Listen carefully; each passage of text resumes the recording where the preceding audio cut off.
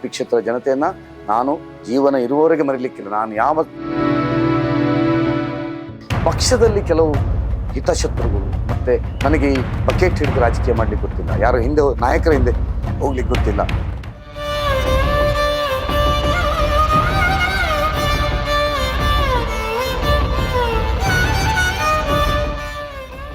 ಆ ದಿವಸ ನಾನು ಚಾಲೆಂಜ್ ತಗೊಂಡು ಹೇಳಿದೆ, ನಿಮ್ಮ ನಗರಸಭೆ ಇನ್ನೊಂದೂವರೆ ವರ್ಷ ಇರೋದು, ನಿಮ್ಮನ್ನು ಇಳಿಸಿ ನಾನು BJPಯನ್ನು ಆಡಳಿತಕ್ಕೆ ತರ್ತೇನೆ ಅಂತ ಅವರಿಗೆ ಅಲ್ಲೇ ಚಾಲೆಂಜ್ ಹಾಕಿ ಬಂದೆ.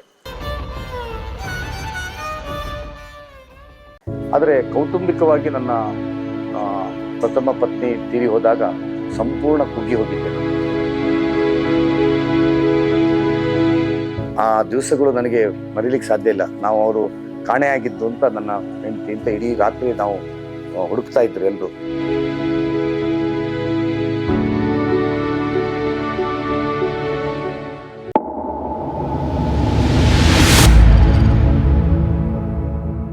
ಆಗ ಉಡುಪಿ ದಕ್ಷಿಣ ಕನ್ನಡ ಜಿಲ್ಲೆಯಲ್ಲಿ ವೆಹಿಕಲ್ ಬ್ರೋಕರೇಜಲ್ಲಿ ನಾನು ಭಾಳ ನಿಯತ್ತಿನವ ಮತ್ತು ಭಾಳ ಪ್ರಖ್ಯಾತಿಯನ್ನು ಪಡೆದೆ. ಕಾಸರಗೋಡ್ನವರು, ಯಾವ್ಯಾವ ಊರಿನವರು, ತಮಿಳ್ನಾಡಿನವರು, ಮಂಗಳೂರಿನವರು ಎಲ್ಲ ದೊಡ್ಡ ದೊಡ್ಡ ಬ್ರೋಕರ್ಸ್ ಬಂದು 10 ಗಾಡಿ 15 ಗಾಡಿ ನಮ್ಮ ಹತ್ರ ಪರ್ಚೇಸ್ ಮಾಡ್ಕೊಂಡು ಹೋಗೋದು, ಈ ದೊಡ್ಡ ವ್ಯವಹಾರ ಸ್ಟಾರ್ಟ್ ಆಯಿತು. ಅದಾಗ್ತಾ ಇದ್ದಾಗೆ ವೆಹಿಕಲ್ ತಗೊಂಡು ಬಂದವರು ಫೈನಾನ್ಸ್ ಮಾಡಬೇಕು ಅಂತ ಆಯಿತು, ವೆಹಿಕಲ್ ಫೈನಾನ್ಸ್. ಆಗ ಈ ಬ್ಯಾಂಕ್ ಕೋಆಪರೇಟಿವ್ಸ್ ಇರಲಿಲ್ಲ.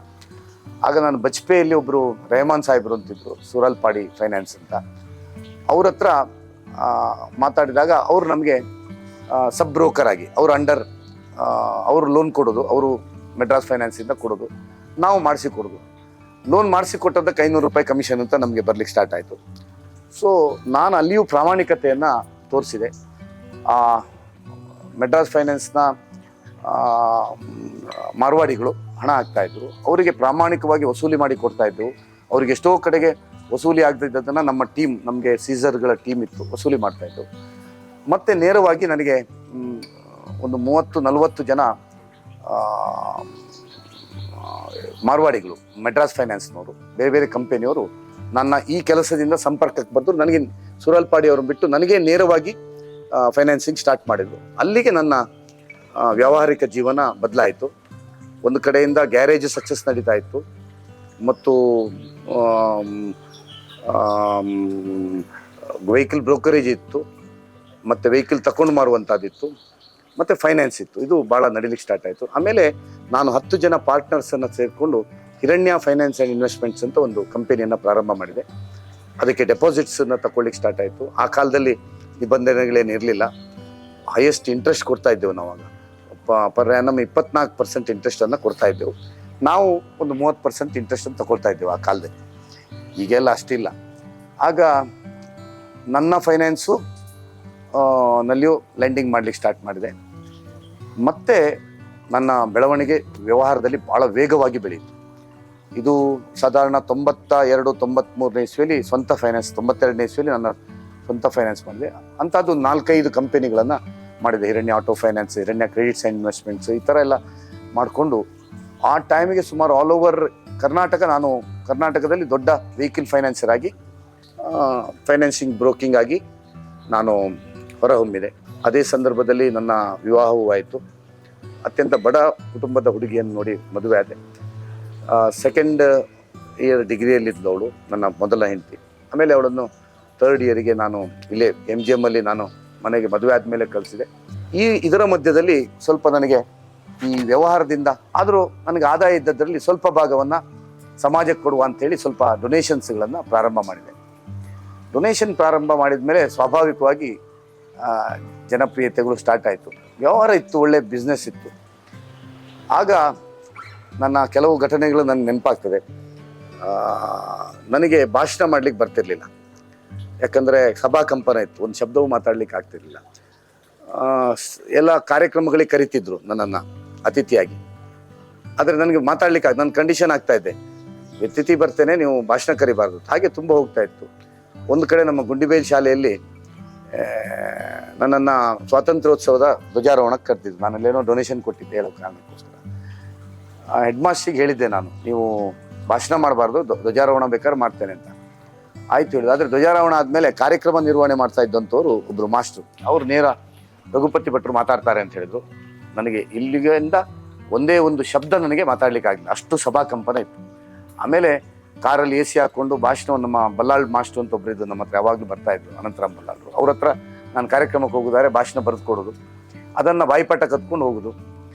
ಆದರೆ ಅಲ್ಲಿ ಹೋದಾಗ ಯಾವ್ದಾದ್ರು ಒಂದು ಅತಿಥಿಗಳು ಚೇಂಜ್ ಆಗಿದ್ರೆ ಟೋಟಲ್ ಕನ್ಫ್ಯೂಷನ್. ಇಂಥ ತುಂಬ ಸಮಸ್ಯೆಗಳನ್ನು ನಾನು ಎದುರಿಸ್ತಾ ಇದ್ದೆ. ಆಮೇಲೆ ಈ ಕಾರಣಕ್ಕೋಸ್ಕರ, ಇದು ಮಕ್ಕಳಿಗೆ ಬರಬಾರ್ದು ಹೇಳುವ ಕಾರಣಕ್ಕೋಸ್ಕರ ನಾನು ಶಾಸಕನಾದ ಮೇಲೆ ಶಾಲೆಯಲ್ಲಿ ಯಕ್ಷ ಶಿಕ್ಷಣ ಟ್ರಸ್ಟನ್ನು ಮಾಡಿ ಎಲ್ಲ ಶಾಲೆಗಳಲ್ಲಿ ಯಕ್ಷಗಾನವನ್ನು ಕಲಿಸಿದಂಥದ್ದು. ಯಾಕಂದರೆ ಮಕ್ಕಳು ಮುಂದೆ ಬಂದಂಥ ಸಂದರ್ಭದಲ್ಲಿ ಅವರಿಗೆ ಸಭಾಕಂಪನ ಬರಬಾರ್ದು, ಆತ್ಮವಿಶ್ವಾಸ ಬರಬೇಕು ಹೇಳುವ ಕಾರಣಕ್ಕೋಸ್ಕರವೇ ಮಾಡಿದ್ದು. ಅದರಿಂದ ಇವತ್ತೆಷ್ಟೋ ಮಕ್ಕಳು ಸುಮಾರು ವರ್ಷಕ್ಕೆ 1,500 ವಿದ್ಯಾರ್ಥಿನಿಯರು ಯಕ್ಷಗಾನ ಕಲಿತು ವೇದಿಕೆಯಲ್ಲಿ ರಾಮನಾಗಿ ಕೃಷ್ಣನಾಗಿ ಮಾತಾಡ್ತಾರೆ. ಅವರಿಗೆ ಸಭಾಕಂಪನ, ನನ್ನ ಜೀವನದ ಆ ಒಂದು ಕಷ್ಟದ ದಿನಗಳನ್ನು ನೆನಪಿಸ್ಕೊಂಡು ನಾನು ಶಾಸಕನಾದ ಮೇಲೆ ನಮ್ಮ ಮುಂದಿನ ಪೀಳಿಗೆಯ ಮಕ್ಕಳಿಗೆ ಅದು ಬರಬಾರ್ದು ಅಂತ ಹೇಳುವ ಕಾರಣಕ್ಕೋಸ್ಕರ ಮಾಡಿದೆ. ಸ್ವಲ್ಪ ರಾಜಕೀಯದಲ್ಲಿಯೂ ನಾನು 94ನೇ ಇಸ್ವಿಯಲ್ಲಿ ಶಿವಳ್ಳಿ ಈ ಪಂಚಾಯತ್ ಇಟ್ಟಿದ್ದು, ಇಲ್ಲಿಯ ಸ್ಥಾನೀಯ ಸಮಿತಿ ಅಧ್ಯಕ್ಷನಾಗಿ BJPಯಲ್ಲಿ ನನ್ನನ್ನು ಅಧ್ಯಕ್ಷರನ್ನಾಗಿ ಮಾಡಿದರು. ಆನಂತರ ನಾನು ಟ್ಯಾಕ್ಸಿಮೆನ್ ಅಸೋಸಿಯೇಷನ್ನ ಉಪಾಧ್ಯಕ್ಷನಾಗಿದ್ದೆ ಉಡುಪಿ ಜಿಲ್ಲೆಯ. ಸಂಜೀವ್ ಶೆಟ್ಟರು ಅಂತ, ಅವರು ಶಂಕರ್ ವಿಠಲ್ ಸಂಜೀವ್ ಶೆಟ್ಟರು ಅಂತ ಕರೆಯೋದವರು, ಅವರು ನಿವೃತ್ತ ಸೈನಿಕರು. ಅವರು ಅಧ್ಯಕ್ಷರಾಗಿದ್ದರು 97ರಲ್ಲಿ. ಜಿಲ್ಲೆ ಆದಮೇಲೆ ನಾನು ಉಪಾಧ್ಯಕ್ಷನಾಗಿ ಕೆಲಸ ಮಾಡ್ತಾ ಇದ್ದೆ. ಆ ಸಂದರ್ಭದಲ್ಲಿ ಉಡುಪಿ ನಗರಸಭೆಯಲ್ಲಿ ಒಂದು ಘಟನೆ ನಡೀತು. ಸುಧಾಕರ್ ಶೆಟ್ಟರ ನೇತೃತ್ವ, ಈಗ ಯಾರು ಶಾರದಾ ಸುರೇಶ್ ನೇತೃತ್ವದ ಒಂದು ಫ್ರೆಂಡ್ ಸರ್ಕಲ್ ಅಂತ ಒಂದು ಟ್ಯಾಕ್ಸಿಮೆನ್ ಅಸೋಸಿಯೇಷನ್ ಇತ್ತು. ಅವರಿಗೂ ಮತ್ತು ಅವರೊಂದು ಹೊಸ ಅಸೋಸಿಯೇಷನ್ ಮಾಡಿ ಅಲ್ಲಿ ಸರ್ವಿಸ್ ಬಸ್ ಸ್ಟ್ಯಾಂಡ್ನ ಒಳಗೆ ಒಂದು ಆಗ ಮಾಹಿತಿ ಕೇಂದ್ರ, ಯಾಕೆ ಆಗ ಮೊಬೈಲ್ ಇರಲಿಲ್ಲ, ಫೋನ್ನ ಮೂಲಕ ಟ್ಯಾಕ್ಸಿಯ ಕಾಲ್ ಬರುವಂಥದ್ದು. ಸೊ ಅವರಿಗೊಂದು ಮಾಹಿತಿ ಕೇಂದ್ರವನ್ನು ಆಗದ ಉಡುಪಿ ನಗರಸಭೆಯವರು ಕೊಟ್ಟರು. ಆಗ ನಮ್ಮ ಯೂನಿಯನ್ನವರಿಗೆ ಬಾಡಿಗೆ ಸಿಗುವುದಿಲ್ಲ ಅಂತ ನಮ್ಮ ಹತ್ರ ಎಲ್ಲ ಹೇಳಿ ನಗರಸಭೆಗೆ ನಾವು ಪ್ರತಿಭಟನೆ ಎಲ್ಲ ಮಾಡಿದೆವು. ಅವ್ರ ವಿರುದ್ಧ ಹೋದಾಗ ನಮ್ಮ ಸಂಜೀವ್ ಶೆಟ್ಟರಿಗೆ ಆಗದ ಅಧಿಕಾರದಲ್ಲಿದ್ದಂಥ ಕಾಂಗ್ರೆಸ್ನವರು ಭಾಳ ದಬ್ಬಾಳಿಕೆಯನ್ನು ಮಾಡಿದ್ರು. ಭಾಳ 80 ವರ್ಷ ಹಿರಿಯರಾಗಿದ್ದರು, ಅವರಿಗೆ ತುಂಬ ಗೆಟ್ಔಟ್ ಅಂತೆಲ್ಲ ಹೇಳಿ ಆಗದ ಆಡಳಿತದಲ್ಲಿದ್ದವರು ಸ್ವಲ್ಪ ಅವಮಾನ ಮಾಡಿದರು. ಆ ದಿವಸ ನಾನು ಚಾಲೆಂಜ್ ತಗೊಂಡು ಹೇಳಿದೆ, ನಿಮ್ಮ ನಗರಸಭೆ ಇನ್ನೊಂದೂವರೆ ವರ್ಷ ಇರೋದು, ನಿಮ್ಮನ್ನು ಇಳಿಸಿ ನಾನು BJPಯನ್ನು ಆಡಳಿತಕ್ಕೆ ತರ್ತೇನೆ ಅಂತ ಅವರಿಗೆ ಅಲ್ಲೇ ಚಾಲೆಂಜ್ ಹಾಕಿ ಬಂದೆ. ಆಮೇಲೆ ನಗರಸಭೆಯ ಕಾಂಗ್ರೆಸ್ನ ಆಡಳಿತ ಇತ್ತು. ಯಾವುದೆಲ್ಲ ಭ್ರಷ್ಟಾಚಾರಗಳು, ನಿಮ್ಮ ಎಲೆಕ್ಟ್ರಿಸಿಟಿಯಲ್ಲಿ ಟೋಲಲ್ಲಿ ಆಗ್ತಾ ಇದ್ದಂಥ ಅವ್ಯವಹಾರಗಳು, ಅದು ಭಾಳ ಮಟ್ಟದಲ್ಲಿ ಅವ್ಯವಹಾರಗಳು ನಡೀತಿತ್ತು. ಅದೆಲ್ಲ ದಾಖಲೆಗಳನ್ನು ಒಂದೊಂದೇ ಹೊರಗೆ ತೆಗೆದು ನಾನು ಪ್ರತಿ 1 ವಾರಕ್ಕೊಂದು, ಆಗ ನನ್ನನ್ನು ಡಾಕ್ಟರ್ VS ಆಚಾರ್ಯರು ಯುವ ಮೋರ್ಚಾದ ರಾಜ್ಯ ಕಾರ್ಯಕಾರಿಣಿ ಸದಸ್ಯ ಮಾಡಿದ್ರು. ಆನಂತರ ನನ್ನ ಹೋರಾಟಗಳು ಜಾಸ್ತಿ ಆದ ನನ್ನದ್ದು ಟಾರ್ಗೆಟ್ ಇದ್ದದ್ದು ಆಗ ಉಡುಪಿ ನಗರಸಭೆಯಲ್ಲಿ BJPಯನ್ನು ತರಬೇಕು, ಕಾಂಗ್ರೆಸ್ಸನ್ನು ಸೋಲಿಸಬೇಕು ಅಂತ ಸಂಜೀವ್ ಶೆಟ್ಟರಿಗೆ ಅವಮಾನ ಮಾಡಿದ್ದು ಹೇಳೋ ಕಾರಣ. ನಾನು BJPಯಲ್ಲಿದ್ದೆ. ಯುವ ಮೋರ್ಚಾದ ಜಿಲ್ಲಾಧ್ಯಕ್ಷ ಆದಮೇಲೆ ಇನ್ನಷ್ಟು ಸಕ್ರಿಯತೆಯನ್ನು ತಗೊಂಡೆ. ನಗರಸಭೆ ವಿರುದ್ಧ ಹೋರಾಟ ಮಾಡಿದಾಗ 2001ನೇ ಇಸ್ವಿಯಲ್ಲಿ ಚುನಾವಣೆ ಬಂತು. ನಾನಾಗ ನನ್ನ ವ್ಯವಹಾರ ತುಂಬ ವಿಸ್ತರಿಸಿತ್ತು. ನಾನು ಚುನಾವಣೆ ನಿಲ್ಲುವುದಿಲ್ಲ ಅಂತಿದ್ದೆ, ಯಾಕಂದರೆ ಯಾರನ್ನ ನಿಲ್ಲಿಸಿ ನನಗೆ BJP ಗೆಲ್ಲಿಸಬೇಕು. ಆಗ VS ಆಚಾರ್ಯರು ಮತ್ತು ಅನಂತಕುಮಾರ್ ವಿಶ್ವೇಶ್ವರಕಾಗಿಯವರು ನಮ್ಮ ಪ್ರಭಾರಿ. ಆಗ ಅವರು ಬಂದು ನನಗೆ, ಇಲ್ಲ ಇದು ಫೇಸ್ ನೋಡ್ತಾರೆ, ಈಗ ನೀವಂತೂ ಉಡುಪಿಯಲ್ಲಿ ತುಂಬ ಹೋರಾಟ ಮಾಡಿ ನೀವೊಂದು ಯುವ ನಾಯಕರಾಗಿದ್ದೀರಿ, ನೀವು ನಿಲ್ಲದಿದ್ದರೆ ನಿಮ್ಮ ಟೀಮಿಗೆ ಅವ್ರು ಹೇಳಿದ್ರು VS ಆಚಾರ್ಯ 68ನೇ ಇಸ್ವಿಯಲ್ಲಿ ನಾನು ನಿಲ್ಲುವಾಗ ನಾನೊಬ್ಬ ಡಾಕ್ಟರ್, ನಮ್ಮ ಟೀಮ್ ನೋಡಿ ಓಟ್ ಕೊಡ್ತಾರೆ, ಹಾಗಾಗಿ ನೀವು ನಿಲ್ಲೇಬೇಕು, ಮತ್ತೆ ನಿಮಗೆ ಸಮಯ ಆಗದಿದ್ರೆ ಮತ್ತೆ ಬೇಕಾದ್ರೆ ರಾಜೀನಾಮೆ ಕೊಡಿ ಅಂತ ಹೇಳಿದ್ರು. 2001ನೇ ಇಸ್ವಿಯಲ್ಲಿ ನಾನು ನಿಲ್ತೇನೆ ಅಂತ ನನ್ನ ಸುತ್ತ 4-5 ವಾರ್ಡ್ಗಳಲ್ಲಿ ಕಾಂಗ್ರೆಸ್ನವರಾಗ ಮೀಸಲಾತಿಯನ್ನು ಹಾಕಿದ್ರು. ನನ್ನ ವಾರ್ಡಲ್ಲಿ ಮೀಸಲಾತಿ ಇರಲಿಲ್ಲ. ಕೊನೆಗೆ ನಮ್ಮ ಹಿರಿಯರು ಸೋಮಶೇಖರ್ ಭಟ್ರು ಹೇಳಿದ್ರು, ನೀನು ಕಡಿಯಾಳಿಯಲ್ಲಿ ಹೋಗಿ ನಿಲ್ಲು ಅಂತ. ಸೊ ಕಡಿಯಾಳಿಯಲ್ಲಿ ಮಹಿಷಮರ್ದಿನಿ ಅಂತ ಪ್ರಾರ್ಥನೆ ಮಾಡಿಕೊಂಡು 2001ರಲ್ಲಿ ನಗರಸಭೆಗೆ ಸ್ಪರ್ಧೆ ಮಾಡಿದೆ. ಯುವ ಮೋರ್ಚಾ ಜಿಲ್ಲಾಧ್ಯಕ್ಷನಾಗಿದ್ದೆ. ಅಲ್ಲಿ ಭಾಳ ಪ್ರಬಲವಾದಂಥ ಕಾಂಗ್ರೆಸ್ ಇತ್ತು. ಪುಟ್ಟ ಅಂತ ಒಬ್ಬರು ಕೌನ್ಸಿಲರ್ ಇದ್ದು, ಭಾಳ ಜನಪ್ರಿಯ ಕೌನ್ಸಿಲರ್ ಅವರು, ಕಾಂಗ್ರೆಸ್ನವರು.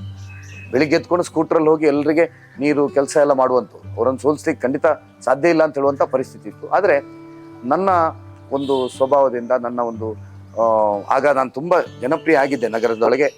ಕಾಂಗ್ರೆಸ್ನ ನಗರ ಸಭೆಯ ಭ್ರಷ್ಟಾಚಾರವನ್ನು ಹೊರತಾಗಿದ್ದರಿಂದ 2001ರಲ್ಲಿ ನಾನು ನಗರಸಭಾ ಸದಸ್ಯನಾಗಿ 700 ಓಟು ಲೀಡ್ನಲ್ಲಿ, ಹೈಯೆಸ್ಟ್ ಲೀಡ್, ಅದು ಉಡುಪಿಯ ನಗರದ ಹೈಯೆಸ್ಟ್ ಲೀಡ್ 700 ಓಟಲ್ಲಿ ನಾನು ಉಡುಪಿ ನಗರಸಭೆ ಪ್ರಥಮವಾಗಿ ನಗರಸಭಾ ಸದಸ್ಯನಾದೆ. ಅಲ್ಲಿಂದ ನನ್ನ ಪ್ರಥಮವಾದ ಜನಪ್ರತಿನಿಧಿಯ ಜರ್ನಿ ಸ್ಟಾರ್ಟ್ ಆಯಿತು. ಆಗ ನಾನೇ ನೇತೃತ್ವ, ಆ ಚುನಾವಣೆಯ ಟೋಟಲ್ ನೇತೃತ್ವ VS ಆಚಾರ್ಯ ನನಗೆ ಕೊಟ್ಟಿದ್ದವರು, ಹಿರಿಯರಾಗಿದ್ದು.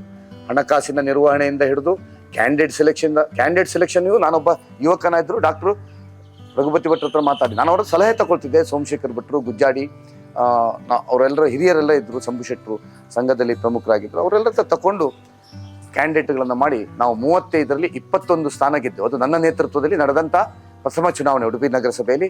ಅದರ ಹಿಂದೆ ಕಾಂಗ್ರೆಸ್ ಇತ್ತು, ಕಾಂಗ್ರೆಸ್ ಆಡಳಿತ ಇತ್ತು, ನಮ್ಮದು BJP ಇರಲಿಲ್ಲ. ಹಿಂದೆ VS ಆಚಾರ್ಯ ಕಾಲದಲ್ಲಿ 12 ಪಂಚಾಯತ್ ಇತ್ತು, ಆಮೇಲೆ ಒಮ್ಮೆ ಕಾಂಗ್ರೆಸ್ ಬಂದಿತ್ತು. 35ರಲ್ಲಿ 21 ಸ್ಥಾನ ಬಂದು ನಾವು ಬಹುಮತ ಬಂತು. ಫಸ್ಟ್ ಟೈಮ್ ಭಾಳ ದೊಡ್ಡ ಮೆರವಣಿಗೆ, ವಿಜಯೋತ್ಸವ ಇಡೀ ಉಡುಪಿಯಲ್ಲಿ ಫಸ್ಟ್, ಭಾಳ ದೊಡ್ಡ. ಯಾಕಂದರೆ ಸುಳಿಗೆ ಸಣ್ಣ ನಗರ ಇತ್ತು, ಆಮೇಲೆ ಎಕ್ಸ್ಟೆಂಡೆಡ್ 6.9 ಚದರ ಕಿಲೋಮೀಟರ್ನ ನಗರಸಭೆ ಇದ್ದದ್ದು 69 ಚದರ ಕಿಲೋಮೀಟರ್ ಏರಿಯಾ ಇತ್ತು. ಕಾಂಗ್ರೆಸ್ನವ್ರಿಗೆ ಏನಿತ್ತು ಹೇಳಿದ್ರೆ ಹಳ್ಳಿಗಳನ್ನೆಲ್ಲ ಸೇರಿಸಿದ್ರೆ BJPಯನ್ನು ಸೋಲಿಸ್ಬೋದು. ಹಾಗೆ ಒಂದ್ಸತಿ ಸೋಲಿಸಿದ್ರು 96ರಲ್ಲಿ.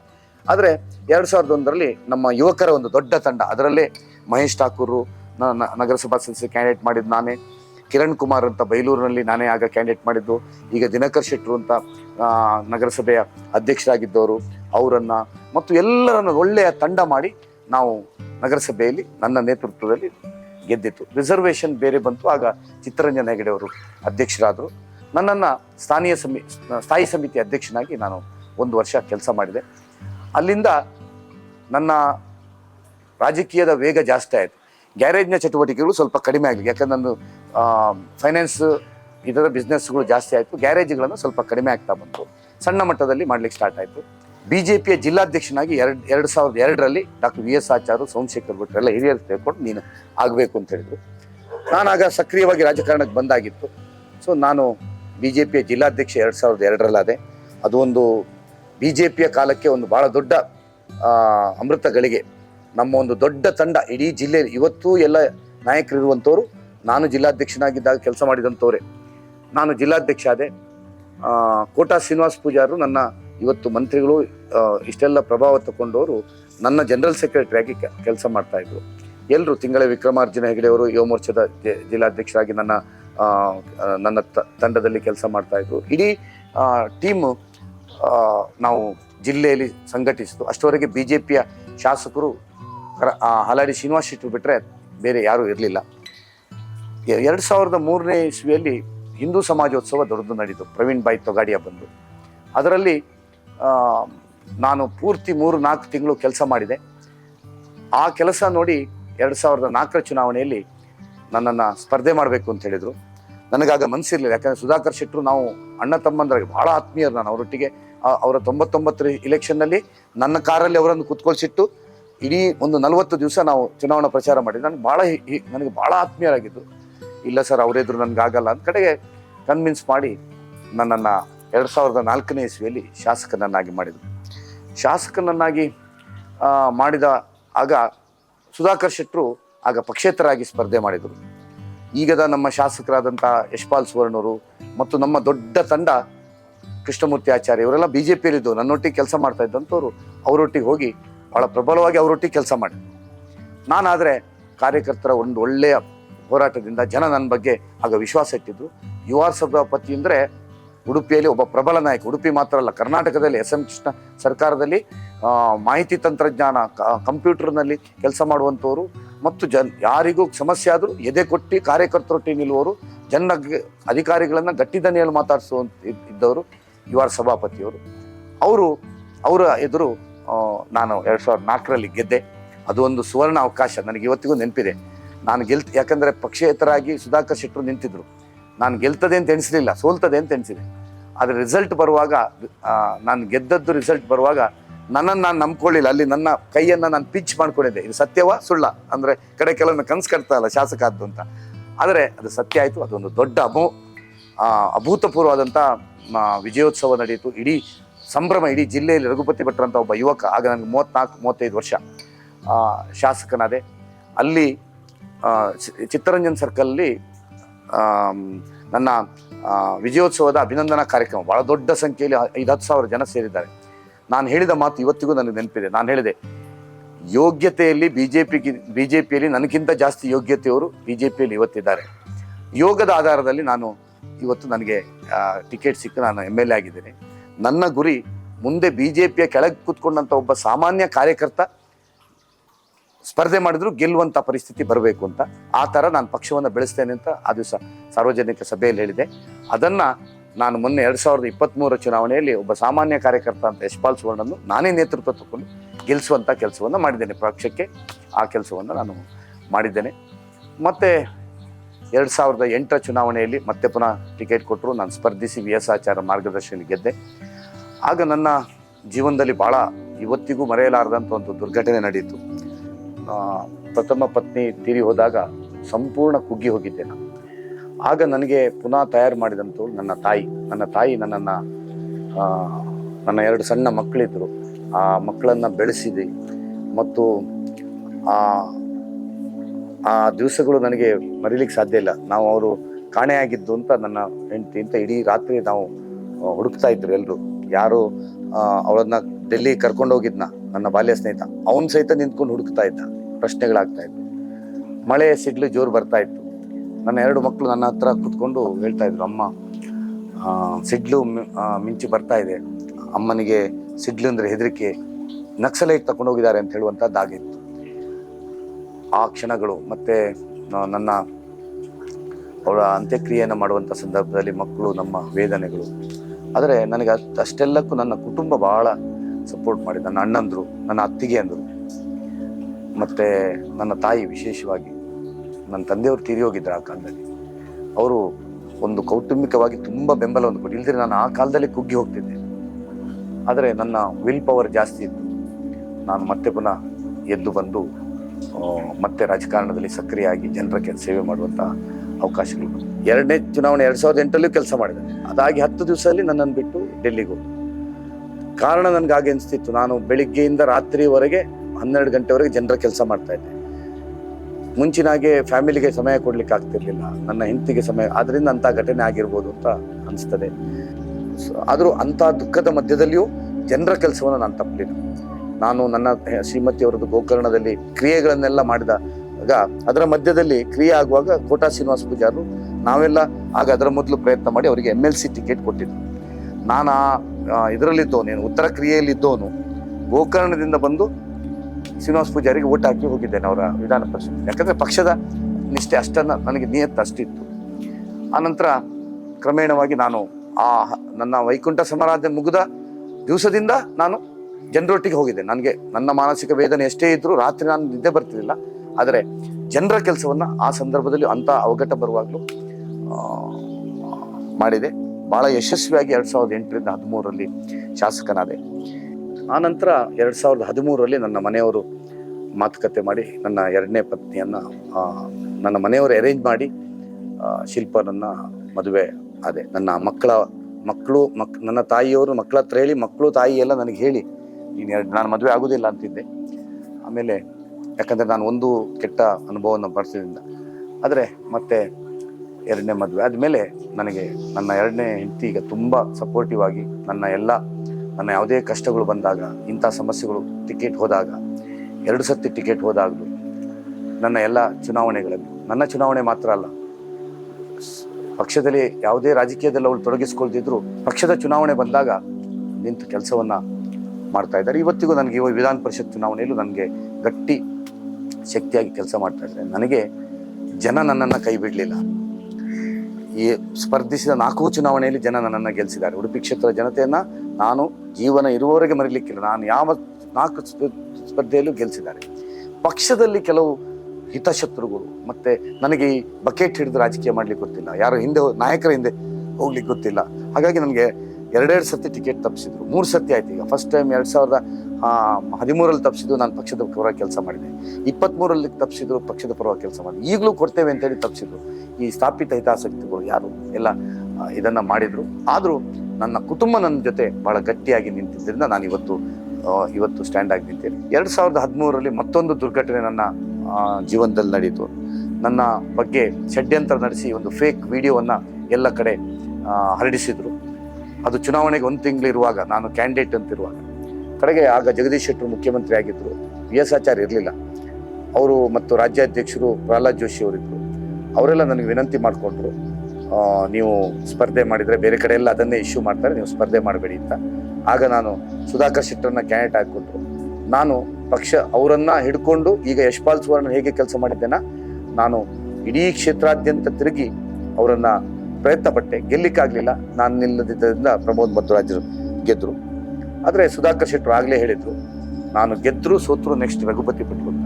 ಹಾಗೆ 13ರಿಂದ 18ರವರೆಗೆ ಪ್ರಮೋದ್ ಮಧ್ವರಾಜರು ಶಾಸಕರಾಗಿ ಮಂತ್ರಿಗಳಾಗಿ ಪ್ರಭಾವ ಇರುವ ಸಂದರ್ಭದಲ್ಲಿಯೂ ಪಕ್ಷದಲ್ಲಿ ಗಟ್ಟಿ ನಿಂತ್ಕೊಂಡು ಪಕ್ಷದ ಕಾರ್ಯಕರ್ತ ಧ್ವನಿಯಾಗಿ ಎಲ್ಲ ಪಂಚಾಯತ್ ಚುನಾವಣೆ, ಜಿಲ್ಲಾ ಪಂಚಾಯತ್ ಚುನಾವಣೆ, ತಾಲೂಕ್ ಪಂಚಾಯತ್ ಚುನಾವಣೆ, ನಗರಸಭೆ ಚುನಾವಣೆಯಲ್ಲಿ ನಾನೇ ಅವರಿಗೆ ನೇತೃತ್ವ ಕೊಟ್ಟುಕೊಂಡು ಕೆಲಸ ಮಾಡಿದೆ. ಭಾಳ ಪಕ್ಷದಲ್ಲಿ ಸಾಕಷ್ಟು ಹಿಂಸೆಯನ್ನು ಅನುಭವಿಸ್ತಾ ಇದ್ದೆ. ಆದರೆ ಕೆಲವು ನಾನೇ ಬೆಳೆಸಿದ ನಾಯಕರುಗಳು ನನಗೆ ಇದನ್ನು ಕೊಡ್ತಾ ಇದ್ರು. ಆದರೂ ನಾನು ಪಕ್ಷದಲ್ಲಿ ಗಟ್ಟಿಯಾಗಿ ನಿಂತೆ. 2018ರ ಸಂದರ್ಭಕ್ಕೆ ಮತ್ತೆ ಪುನಃ ನನಗೆ ಟಿಕೆಟ್ ನೀಡಿದರು. ಮತ್ತೆ ಜನ ಅವರು ಪ್ರಬಲ ಮಂತ್ರಿಗಳು ಅಂತಿದ್ದಂಥವ್ರು, ಅವರ ಎದುರು ಪ್ರಮೋದ್ ಮಧ್ವರಾಜ್ ಎದುರು ನಾನು ಮತ್ತೆ ಪುನಃ ಜಯ ಗಳಿಸಿ 2018ರಿಂದ 23 ಉಡುಪಿಗೊಂದು ಸುವರ್ಣಯುಗ, 3000 ಕೋಟಿಯಷ್ಟು ಅಭಿವೃದ್ಧಿಯ ಕೆಲಸಗಳನ್ನು ನಾನು ತಂದು ಉಡುಪಿಯ ಬದಲಾವಣೆಯನ್ನು ಜನ ಗಮನಿಸಿದರು. ಹಲವಾರು ಹಡಿಲು ಭೂಮಿ ಕೃಷಿ ಅಂತ 1,500 ಎಕರೆ ಹಡಿಲು ಭೂಮಿ ಕೃಷಿ, ಯಕ್ಷ ಶಿಕ್ಷಣ ಟ್ರಸ್ಟ್ನ ಮೂಲಕ ಎಲ್ಲ ಶಾಲೆಗಳಲ್ಲಿ ಯಕ್ಷಗಾನವನ್ನು ಕಲಿಸುವಂಥದ್ದು ಉಡುಪಿಯ ಭಾಳ ಪ್ರಾಮುಖ್ಯವಾದಂಥ ಯೋಜನೆ. ಈ ಎಲ್ಲ ಯೋಜನೆಗಳನ್ನು ಮಾಡಿ ಭಾಳ ಜನಪ್ರಿಯತೆ ಇತ್ತು. ಆದರೆ ನನ್ನ ಜಾತಿಯ ಕಾರಣಕ್ಕೋಸ್ಕರ, ಸಾಮಾಜಿಕ ನ್ಯಾಯ ಕೊಡಬೇಕು ಅಂತ ಹೇಳುವ ಕಾರಣಕ್ಕೋಸ್ಕರ 23ರಲ್ಲಿ ಟಿಕೆಟನ್ನು ನನಗೆ ನಿರಾಕರಿಸಲಾಯಿತು. ಆದರೂ ಯಶ್ಪಾಲ್ ಸುವರ್ಣ ಕ್ಯಾಂಡಿಡೇಟ್ ಮಾಡಿದಾಗ ಅವ್ರ ಜೊತೆ ನಿಂತು ಅವ್ರನ್ನ ಗೆಲ್ಲಿಸೋದ್ರಲ್ಲಿ ನಾವು ಗಂಡ ಹೆಂಡತಿ ನಿಂತು ಕೆಲಸವನ್ನು ಮಾಡಿದೆವು. ಮತ್ತು ಆಮೇಲೆ ವಿಧಾನ ಪರಿಷತ್ತಿಗೆ ನನಗೆ ಟಿಕೆಟ್ ಕೊಡ್ತೇವೆ ಅಂತ ಹೇಳಿ ಕೊನೆಗೆ ಟಿಕೆಟ್ ನಿರಾಕರಿಸಲ್ಪಟ್ಟಾಗ ಇನ್ನು ನನಗೆ ಜನಪ್ರತಿನಿಧಿಯಾಗಿ ಬೇರೆ ಅವಕಾಶಗಳಿರಲ್ಲ. ಯಾಕಂದರೆ ನಾನು ನೆಕ್ಸ್ಟ್ ಶಾಸಕ ನಿಲ್ಲಕ್ಕೆ ನಾವೇ ಗೆಲ್ಲಿಸಿದ ಶಾಸಕರಿದ್ದಾರೆ. ನನಗೆ ಜನಪ್ರತಿನಿಧಿಯಾಗಿ ಎಲೆಕ್ಟ್ರಲ್ ಪೊಲಿಟಿಕ್ಸಲ್ಲಿ ಕೆಲಸ ಮಾಡಬೇಕು ಅಂತ ತುಂಬ ಆಸಕ್ತಿ ಇರೋದ್ರಿಂದ ಪದವೀಧರ ಮತದಾರರ ಒಂದು ವಿಶ್ವಾಸದ ಮೇಲೆ ಈಗ ಚುನಾವಣೆಗೆ ನಿಂತಿದ್ದೇನೆ. ಎಲ್ಲ ಕಡೆ ಭಾಳ ಬೆಂಬಲಗಳು ಸಿಗ್ತಾ ಇದೆ. ಈ ಚುನಾವಣೆಯಲ್ಲಿ ನಾನು ಗೆಲ್ತೇನೆ ಅಂತ ಹೇಳುವಂಥ ವಿಶ್ವಾಸ ಇದೆ.